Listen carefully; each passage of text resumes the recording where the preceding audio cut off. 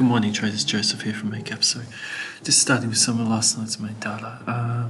We saw the US ADP employment come out better than expected. The ISM non-manufacturing PMI came in also better than expected. Now this had a bit of an impact on the Australian dollar. We'll get on to the euro in a moment. ECB President Lagarde spoke as well.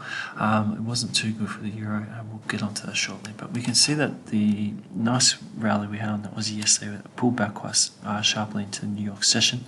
This morning we are trading a touch higher, but again, for now, this level here around the 6760 is the current resistance point we're just keeping an eye on, and that also lines up with the previous low. So we just want to see how, if there is another attempt, if buyers can clear it. If they fail to clear it, starting to see short to medium term, short-term resistance starting to come into play. So speaking of the USD holding out last night and pushing risk lower, we can see what happened to the euro. Now, these comments from the ECB and from positive US data really led this decline on the euro. So we saw a 0.41% drop, and we are sitting around this support here. A break at this level would start to set up a new extension, this medium-term trend down, and it reinforces pretty strong selling that the euro is continuing to see.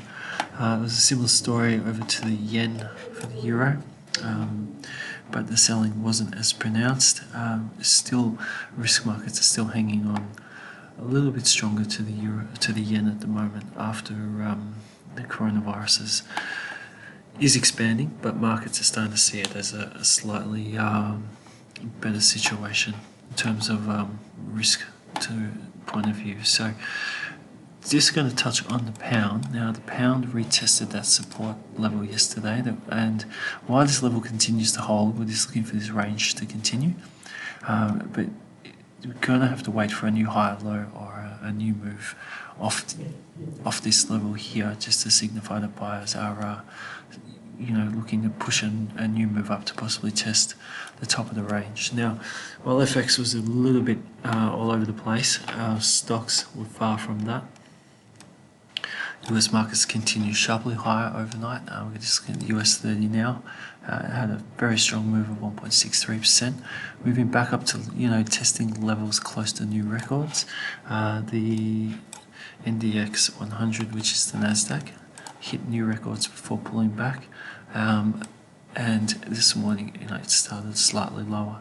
So it's a bit interesting to see the NDX fail to hold a close after we saw the Dow fly up, and the SPX as well, like the Dow, had a very solid session, and it just edged new records this morning on the SPX 500. So the S&P 500 cash market is closed at the moment. It's currently running off the overnight futures session. So we will see how buyers respond to that move later tonight into New York session, and if we're going to see the cash market come into new records. Now, so touching on gold. Gold stabilized after 2 days of very heavy selling. We're currently watching this level here at 1551.85 as current short-term support. We are seeing a little bit of buying this morning, but it's very early days in the session. We still have this trend break to keep an eye on. Even if we have a good impulse rally higher, we will want to see what happens with that rally. If we see a new lower high form with a new move down to test this support, or if we have a higher low and a new test up to probably around this area, buyers can have another shot at. So wait and see at the moment on gold. Oil broke its losing streak yesterday. We saw after really 5 days of heavy selling, we saw a pretty strong pullback at 2.87%. The difference between the previous day session and today and yesterday's session is that buyers actually held that rally, which is a good sign. So now we'll be looking for a new higher low or a new hold at this level around here, just to suggest that support's starting to form. So coming up today, traders, more Aussie dollar news coming up We have Australian retail sales and the Australian trade balance coming out at 11:30. So if you're trading the Aussie or looking at trading the Aussie, keep an eye on that data at 11:30. That's it for now. I hope you have a great trading day. Until tomorrow, good trading and bye for now.